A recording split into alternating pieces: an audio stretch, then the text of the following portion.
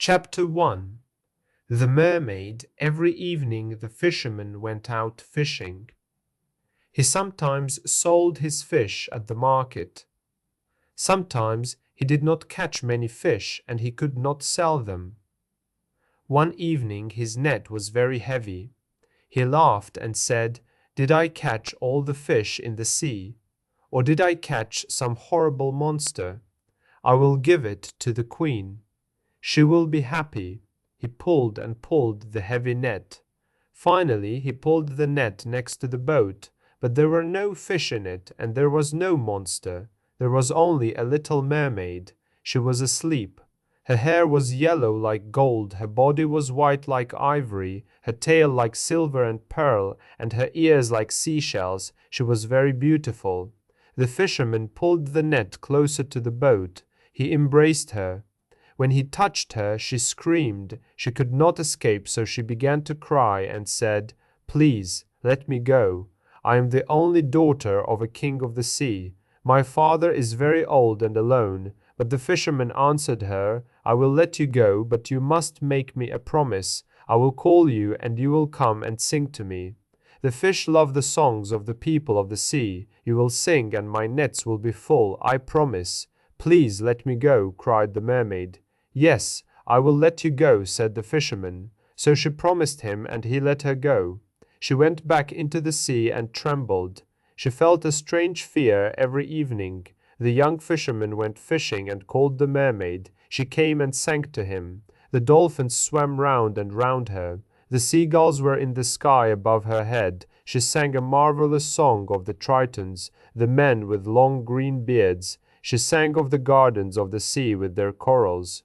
Here the fish swim like silver birds. She sang of the big whales from the cold North Seas, and of the dead sailors in their ships at the bottom of the sea. She sang of the little children. They ride on the backs of the dolphins and laugh. When she sang, the tuna fish came to listen to her. The young fisherman then caught many of them. When his boat was full of fish, the mermaid smiled at him and swam away. But the mermaid never came near him. When he tried to catch her, she went into the water like a seal. Each day her voice became sweeter to his ears. Soon he forgot his nets and listened to her song. He listened to her until the moon came. One evening he called her and said, "Little mermaid, marry me because I love you." But the little mermaid said, "You have a human soul. Send away your soul, and then I can love you." The young fisherman thought, "Why do I need my soul? I cannot see it, I cannot touch it, I do not know it. Of course, I will send it away and I will be very happy." He stood up in his boat and cried, "I will send my soul away. You will be my wife and you will show me all the things you sing about. We will be together forever."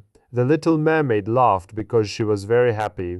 "But how can I send my soul away?" cried the young fisherman. "I do not know," said the little mermaid. "The people of the sea have no souls." Early the next morning the fisherman went to the priest's house and knocked on his door. The priest looked out of the window and saw the fisherman and said, "Come in."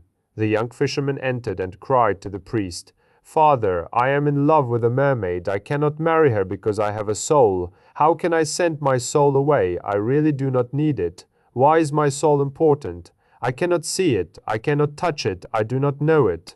The priest answered, "Are you mad? God gave you your soul. It is very precious. It is as precious as all the gold in the world. So, my son, do not think about this anymore. It is the worst sin. The people of the sea are lost creatures. They are like the beasts of the fields. They do not know what is right and wrong.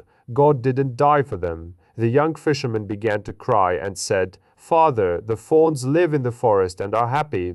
The mermen sit on the rocks with their gold harps. I want to be like them. Why is my soul important? I have a soul, but I cannot have the mermaid. And I love her," he cried. "It is horrible to love body," cried the priest. "The fawns of the woods and the mermen are horrible. I hear them at night. They try to distract me from my prayers. They are lost, I tell you. They are lost. There is no heaven or hell for them," cried the priest. "Your mermaid is lost, and you will be lost with her." The young fisherman walked sadly to the marketplace. When the merchants saw him, they said, "What do you want to sell?" "I will sell you my soul," he answered. please buy it from me, because I am tired of it. What can I do with a soul? I cannot see it, I cannot touch it, I do not know it." But the merchants laughed at him and said, "What can we do with a soul? A false coin is more precious. Sell us your body, and we will give you a lot of gold, but we will not give you any money for your soul." The young fisherman thought, "How strange this is." The priest said, "Your soul is as precious as all the gold in the world." But the merchants say, "A false coin is more precious." He went to the beach and began to think.